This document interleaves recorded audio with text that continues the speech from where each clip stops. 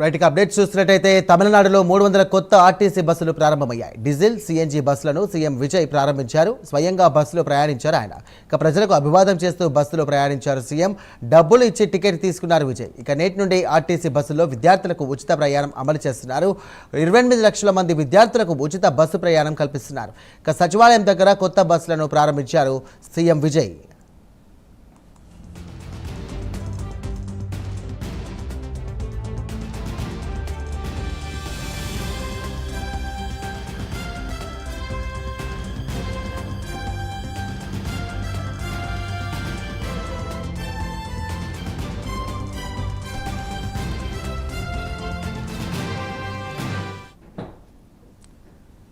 Right తమిళనాడులో 300 కొత్త RTC బస్సులు ప్రారంభమయ్యాయి. డీజిల్ సిఎన్జి బస్సులను సీఎం విజయ్ ప్రారంభించారు.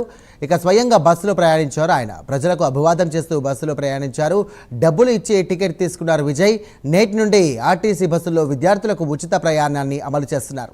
28 లక్షల మంది విద్యార్థులకు ఉచిత ప్రయాణ బస్సు కల్పిస్తున్నారు. సచివాలయం దగ్గర కొత్త బస్సులను ప్రారంభించారు సీఎం విజయ్.